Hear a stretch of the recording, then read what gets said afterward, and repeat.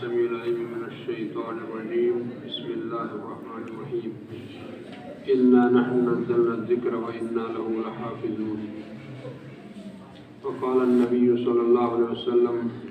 كما رواه عثمان بن عفان رضي الله عنه خيركم من تعلم القرآن وعلمه رواه البخاري رب اشرح لي صدري ويسر لي أمري واحلل عقدة من لساني يفقهوا قولي رب زدني علما رب زدني علما رب زدني علما ربنا تقبل منا إنك أنت السميع العليم وتب علينا إنك أنت التواب الرحيم.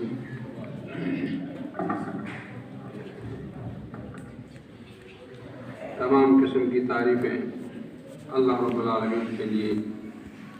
جس نے آج ہمیں یہاں اپنے مقدس گھر میں اپنے مقدس کلام اپنے رسول صلی اللہ علیہ وسلم کے مقدس کلام سے معزز ہونے کی توفیق عطا فرمائی، سننے اور سنانے کی توفیق سے نوازا. یہ اس پرفتن دور میں بہت بڑی بات ہے. اور یہ جو آپ کا مدرسہ ہے المعہد العلمی جامعۃ الحدیث کا یہ ادارہ علمی گہوارہ علمی اعمال کا، اللہ اس کو دن دگنی رات دگنی ترقی سے نوازے اور آپ کی محنتوں کو، آپ کی جدوجہد کو، آپ کی کاوشوں کو اخلاص کے ساتھ قبول فرمائے. اور یہ بچے کل ہمارے لیے صدقہ جاریہ بنے. ہمارے استاد مولانا محمد اسماعیل اثری رحمۃ اللہ علیہ کبھی کبھی اپنی نصیحتوں میں بیان فرمایا کرتے تھے کہ ہم نے میدان آپ کے لیے بنایا ہے. اور ایک مرتبہ انہوں نے جامعۃ منزل میں دورہ تدریبیہ میں تقریر کی اور خوشی کے آنسو بہائے. کہا کہ جب ہم نے القدس سلفیہ شروع کیا تھا تو کوئی زیادہ امید نہیں تھی کہ یہ کارواں چلے، اس لیے کہ لوگ انگریزی تعلیم کی طرف بہت زیادہ راغب ہیں اور وہ ملازمتوں کے چکر میں ہیں، دنیا کمانے کے چکر میں ہیں، دنیا کے پیچھے پڑے ہوئے ہیں. لیکن آج اللہ تعالیٰ نے وہ محنت اور وہ اخلاص رنگ لایا کہ ہمارے سامنے ہمارے شاگرد، ہمارے طلبہ الحمدللہ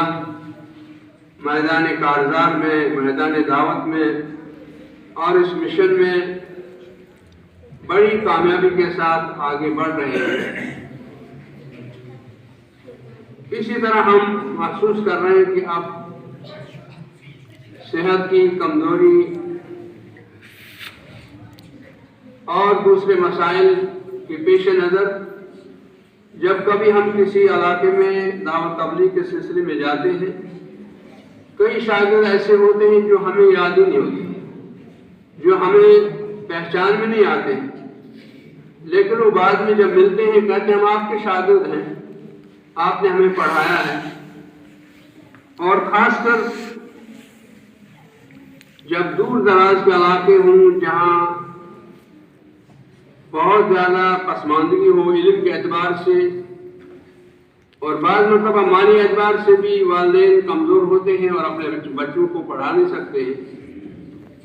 تو یہ سارے مسائل ہمیں یہ حوصلہ دیتے ہیں کہ نہیں، آپ محنت کریں گے انشاءاللہ کامیابی اللہ تعالیٰ نصیب ضرور فرمائے. تو آپ بھی انشاءاللہ اس میں المعہد العلمی کو اپنے اخلاص سے، اپنی محنت سے اور اپنے پیسوں سے रात दिन मेहनत करेंगे, पैसा भी खर्च करेंगे तो इंशाअल्लाह अल्लाह ताला आपको कामयाबी अता फरमाएगा और ये आपके लिए सदका जारिया होगा। सदका जारिया मुख्तलिफ तरीकों से हुआ करता है। लाइब्रेरी हो, अपनी किताब तस्नीफ तालीम हो, और इसी तरह से अपने शागिर्द हो, अपनी औलाद हो, और भी बहुत सारे मुख्तलिफ तरीके हैं सदके जारिया के। अपना माल खर्च करना हो, मस्जिद तामीर करना हो, मदरसा कायम करना हो, मदरसे की बुनियाद डालना हो, ये सारी चीज़ें इसमें शामिल हैं। इंशाअल्लाह ये मदरसा हमारे सदके जारिया होगा अगर हम इसमें मेहनत करेंगे। और ये बच्चे आज छोटे छोटे बच्चे हैं, मैं समझता हूँ शायद उनको मेरी बात समझ में नहीं आएगी। हमारे एक शागिर्द हैं श्रीनगर में, आपको से उस्ताद हैं, सलाफी हैं, मदनी नहीं हैं, लेकिन अल्हम्दुलिल्लाह बाद एतबारात से वो मदनी से आगे हैं। इसका मतलब ये है कि जब इंसान मेहनत करेगा तो ये कोई ज़रूरी नहीं कि वो मदीना जाए, रियाज जाए, किसी और बड़ी यूनिवर्सिटी में जाए। वो कश्मीर में भी, जम्मू में भी, अपने घर में भी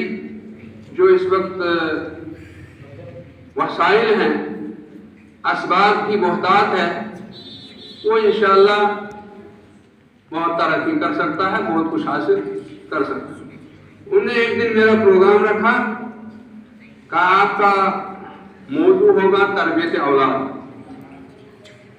जब उन्होंने मौजू रखा तरबियत औलाद, तो जब मैं गया वहाँ तो वहाँ छोटी सी पार्क थी, उस पार्क में यही छोटे छोटे बच्चे थे। मैंने उसको बुलाया, मैंने कहा आपने मुझे तरबियत औलाद जो मौजू रखा है, तो मैं इनको तरबियत औलाद पढ़ूंगा या क्या पढ़ूंगा? तो तरबियत औलाद किसको पढ़ना है? वो वालिदैन को पढ़ना है कि आप औलाद की तरबियत कैसे करें। अब वहाँ वालिदैन तो है नहीं, छोटे छोटे बच्चे, इनसे भी छोटे बच्चे। मैंने कहा इनको मैं क्या कहूँगा, ये औलाद की तरबियत करेंगे या ये वालिदैन की तरबियत करेंगे? तो शायद ये मेरी बात ज़्यादा नहीं समझ पाएंगे। उम्मीद है कि इंशाअल्लाह अब जो यहाँ मुअज़्ज़ज़ हैं, क्या नाम है, जिम्मेदार हैं, ये जो इदारा है, ये इदारा कामयाब बनाने के लिए 5 आदमियों का या 5 तबके का होना जरूरी है। सबसे पहले इंतजामिया की जितनी दिलचस्पी होगी इंतजाम करने में, इंतजाम अच्छा करेगी, इदारा चलाने में, इंशाअल्लाह वो इदारा कामयाब होगा। फिर दूसरा है उस्ताद जितना मेहनती होगा, उसके अंदर जितना इखलास होगा, जितनी उसके अंदर वो दर्द होगी कि मुझे ये इदारा चलाना है, इस इदारे में मुझे मेहनत करनी है, इंशाअल्लाह ये इदारा चमकना चाहिए, तो इंशाअल्लाह वो इदारा जरूर चमकेगा। जैसे हमारे उस्ताद मौलाना जमालुद्दीन असरी साहब ने जब अलकुल सिलसिला शुरू किया था और मौलाना नूरुद्दीन रहमतुल्लाह अलैह के साथ बातचीत हुई, कहा कि आप मुझे लिख करके दें अदालत में, इसलिए कि दारुल कुरान वल हदीस जिसके वो खुद भी तालिब इल्म रह चुके थे जमाल साहब, कहा मुझे लिख करके दें दारुल कुरान वल हदीस। हमने कई मरतबा इसको खोला, फिर बंद करना पड़ा, इसलिए कि उस्ताद आते हैं और चले जाते हैं। तो लिहाजा आप लिख करके देंगे कि हाँ मैं इदारे में काम करूँगा और इसी में रहूँगा, कि आप मुझे लिख करके दें ताकि हम इस इदारे को खोलें। तो उनसे एक मुआहदा हुआ, तो तब जाकर के जमालुद्दीन साहब ने अलकुल सिलसिला का आगाज़ किया, और आगाज़ करने के फौरन बाद उनको महसूस हुआ कि नहीं, हमें एक और उस्ताद की ज़रूरत है। उस वक्त असरी साहब, मौलाना मोहम्मद इस्माइल असरी साहब जामिया दारुल हदीस असरिया में पढ़ा रहे थे, वो फारिग हो चुके थे उनसे पहले ही, तो वो उधर ही पढ़ा रहे थे। उनको बुलाया, नूर साहब से कहा कि हमारे एक उस्ताद हैं, हमारे ही यहाँ कश्मीरी हैं, कोगल के रहने वाले हैं और बासलायत हैं, उनको भी ले आइए ताकि इस इदारे को हम चलाएं। تو اللہ کے فضل و کرم سے آپ دیکھ رہے ہیں کہ دونوں اسمی صاحب نے جو محنت کی ہے اس محنت نے رنگ لایا اور ابو سلفیہ چند ہی سالوں میں ترقی یافتہ ہو گیا، اللہ کا شکر ہے۔ اسی طرح سے یہ ادارہ ترقی اس کی ناممکن نہیں ہے، بہت ممکن ہے کہ کم وقت میں یہ ادارہ ترقی کرے گا، لیکن اس میں محنت کی ضرورت ہے اور اخلاص کی ضرورت ہے۔ تو انتظامیہ، اس کے بعد پھر استاد، اگر استاد بھی ایسا ملے، محنتی ملے، مخلص ملے تو انشاءاللہ ادارہ کامیاب۔ تیسرا ہے کہ طالب علم بذات خود محنت کرنے والا ہو، ذہین ہو، اچھا ہو، محنت کرے اور استاد کے فرما بردار ہوں تو یقین وہ انشاءاللہ ترقی کریں گے اور ادارہ چلے گا۔ اسی طرح سے والدین، بچوں کے والدین، بعض مرتبہ بچوں کے والدین اتنے خودغرض ہوتے ہیں، ادارے میں چھوڑ دیا اس کے بعد وہ کبھی ادھر جاتے ہی، حالانکہ جانا چاہیے، کم از کم ان کو ایک مہینے میں ایک مرتبہ تو جانا چاہیے، ذرا میرا بچہ کیا کر رہا ہے، پڑھ رہا ہے نہیں پڑھ رہا، کوئی شکایت تو نہیں ہے، کوئی ضرورت تو نہیں ہے۔ لہذا والدین کا بچے پر توجہ دینا، ادارے میں جانا، ادارے کے ساتھ تعاون کرنا والدین کا بھی ضروری ہے، اور اپنے بچے کی حالت معلوم کرنی ہے جب تک یہ سب چیزیں نہ ہوں۔ اسی طرح سے ایک اپنا معاشرہ، بیا کا بھی ایک عمل نقل ہے کہ عام لوگ دیکھتے ہیں، یا جماعت کے لوگ ہوں یا غیر جماعت کے لوگ ہوں، کچھ بھی ہو، لیکن ادارہ ہے، دینی ادارہ ہے، دینی کام ہو رہا ہے، لہذا میں جاؤں، ذرا معلوم کروں اور بچوں کی حوصلہ افزائی کروں، تو اس طرح سے تب جا کر کے یہ ادارے کامیاب ہوں گے اور یہ بچے تب کامیاب ہوں گے، اور یہ بچے انشاءاللہ جب کامیاب ہوں گے، پڑھیں گے، یہ سب کے کام آئیں گے۔ تو ان چیزوں کا ضروری ہے کہ یہ ادارے کے ساتھ یہ سارے افراد ادارے سے منسلک ہیں۔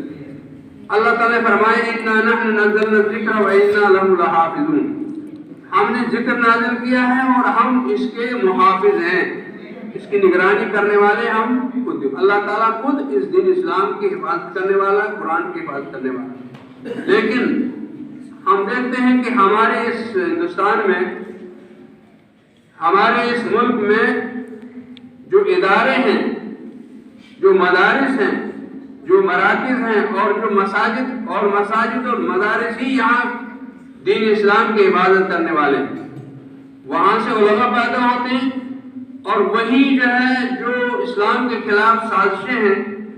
اسلام کے خلاف جو پروپیگنڈے ہو رہے ہیں، اسلام کے بارے میں جو کچھ کہا جا رہا ہے، تو ان ساری چیزوں کا جواب کون دیتا ہے؟ ان ساری چیزوں کا جواب کسی عربی ادارے سے، عربی مدرسے سے، دینی مدرسے سے فارغ شدہ عالم دین ہوگا، وہی جواب دیتا ہے، اور وہی اس کی اللہ تعالیٰ نے ذریعہ رکھا ہے کہ مدارس، اساتذہ، دعات، مبلغین، مقررین، یہی اسلام کی حفاظت کرنے والے، اور یہ ان کو اللہ تعالیٰ نے سبب بنایا ہے دین اسلام کی حفاظت کا۔ اس کا مطلب یہ ہے کہ اللہ تعالیٰ ان اداروں کو پسند کرتا ہے کہ یہاں سے علماء پیدا ہوں، حفاظ، قاری پیدا ہوں، تبھی جا کر تو قرآن محفوظ رہے گا۔ اور جو پروپیگنڈے کرنے والے ہوں گے وہ چند دنوں پروپیگنڈا کریں گے، پھر چلے جائیں گے، ان کا پھر نام و نشان نہیں ہوتا۔ لہذا ضرورت اس بات کی ہے کہ ہم مدارس، مراکز، مساجد کو توجہ سے چلائیں، اخلاص کے ساتھ چلائیں، محنت کے ساتھ چلائیں، رات دن ہمیں نیند نہ آئے، ان اداروں کی کامیابی کے لیے ہم محنت کریں، تب جا کر کے ادارے انشاءاللہ کامیاب ہوں گے، اور یہاں سے جب علماء، حفاظ، قراء پیدا ہوں گے تب جا کر کے اس دین اسلام کی اور قرآن مجید کی حفاظت ہوگی۔ اللہ تعالیٰ نے انہی مدارس کے ذریعے سے اپنے اس قرآن کی، اپنی شریعت کی حفاظت رکھی ہے اور اس کو خاتم الشریعہ بنایا ہے۔ اس کو جو ہے قرآن آخری کتاب ہے، شریعت آخری شریعت ہے، نبی کریم صلی اللہ علیہ وسلم آخری پیغمبر ہیں، لہذا یہ اسی طرح سے اللہ تعالیٰ نے نظام رکھا ہے کہ بھائی ادارے ہوں، مدارس ہوں، دینی آمائشگاہیں ہوں، اور یہاں سے علماء پیدا ہوں گے، قراء حضرات پیدا ہوں گے، ان کے سینے میں قرآن محفوظ ہوگا اور وہ قرآن کو توجہ کے ساتھ پڑھیں گے، تجوید کے ساتھ پڑھیں گے، محنت سے پڑھیں گے، تب جا کر کے یہ دین اسلام محفوظ رہے گا۔ لہذا ہم پر ذمہ داری عائد ہوتی ہے کہ ہم ان اداروں کو محنت سے آگے لے جائیں گے، ترقی دیں گے، اور ہم اپنی محنت کر کے اخلاص کے ساتھ، تو یہ چیزیں ہمارے لیے انشاءاللہ صدقے جاریہ ہوں گی۔ شاید اس میں ضرورت ہے کہ والدین بھی اس کا ساتھ دیں، طلباء بھی اس کا ساتھ دیں، طلباء بھی اچھے ہوں اور طلباء بھی محنت کریں، اور انتظامیہ بھی اپنے اعتبار سے ان کے لیے اچھے انتظامات رکھیں، اور جو ماحول ہے، عام جو سماجی لوگ ہیں ان لوگوں کو بھی ان اداروں کی طرف خصوصی توجہ دینی چاہیے، تو تب جا کر کے ادارے ترقی کریں گے، اور یہاں سے بچے قراء، حفاظ، علماء، محدثین، مفسرین پیدا ہوں گے، تو وہ جا کر کے اسلام کی حفاظت کریں گے، اسلام کے پروپیگنڈے کا جواب دیں گے۔ اور اسی ضمن میں ایک بات مجھے یاد آ گئی کہ ہمارے ایک شاگرد کا داخلہ جامعہ اسلامیہ میں ہوا، اور وہ ایک مولانا سے ملے جن کے بارے جو اگرچہ متنازع ہے لیکن بات اچھی ہے انشاءاللہ، جن کو آپ سب جانتے ہوں گے، مولانا وحید الدین خان، ان کا انتقال ہو گیا۔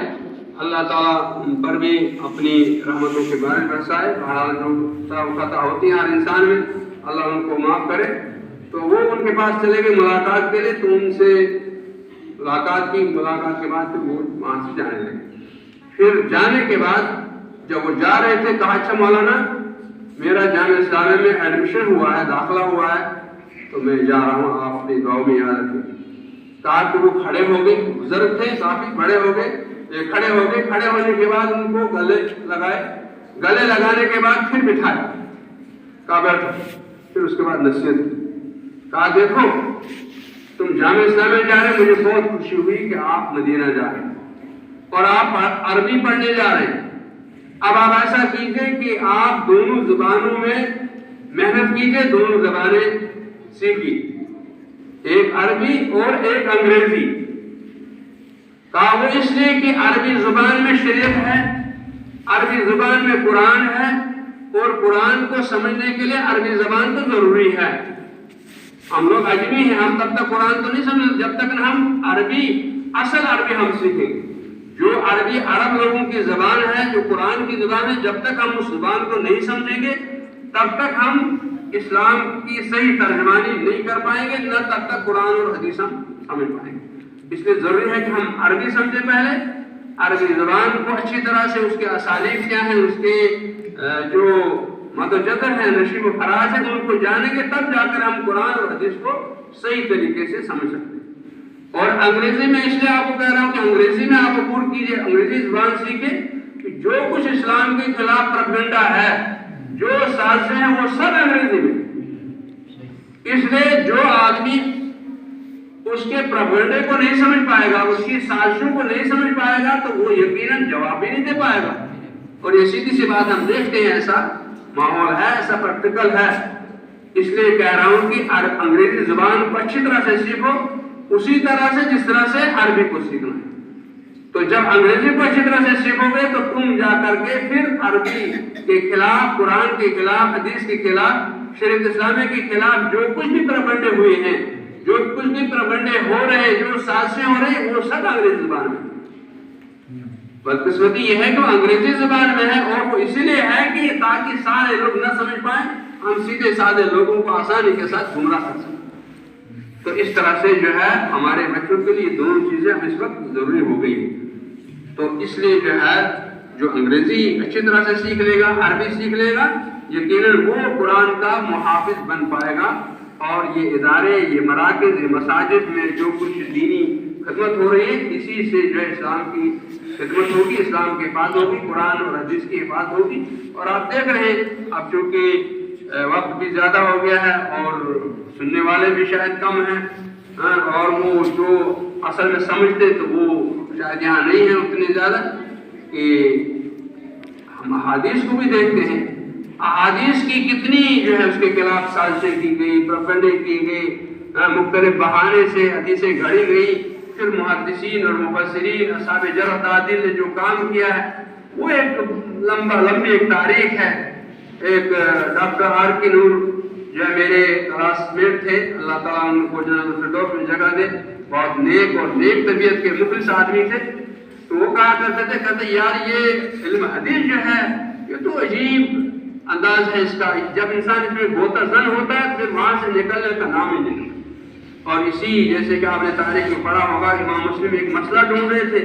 ان کو کوئی حدیث ڈھونڈنی تھی، حدیث کی تحقیق کرنی تھی، حدیث کی تحقیق کرتے کرتے کھجور کی ٹوکری جو سامنے رکھی تھی، ان کو پتہ نہیں چلا میں کھجور کھا رہا ہوں کتنی کھا رہا ہوں، اتنی کھا گئے کہ رات کو جو ہے مسئلہ ڈھونڈتے رہے اور صبح جب تک مسئلہ بھی نکلا اور ان کی وفات بھی ہو گئی۔ تو اس طرح سے حدیث ڈھونڈتے ڈھونڈتے جس کی وفات ہو جائے یہ قابل رشک وفات نہیں ہے۔ اللہ تعالیٰ ہمیں بھی شریعت اسلامیہ پر خاتمہ فرمائے، ایمان پر خاتمہ فرمائے، اخلاص پر خاتمہ فرمائے اور قرآن و سنت کی خدمت کرتے ہوئے خاتمہ فرمائے۔ اللہ تعالیٰ ان بچوں کو انشاءاللہ آگے جا کر کے اچھا محافظ بنائے قرآن کا، حدیث کا، شریعت اسلامیہ کا، اور یہ اچھے خاصے مفسرین محدثین میں ان کا نام ہو۔ اللہ تعالیٰ ان کو ترقی دے اور اس ادارے کو ترقی دے اور اس چلانے والوں کو ترقی دے اور ان کے لیے صدقہ جاری رکھے۔ ربنا تقبل منا انک انت السمیع العلیم۔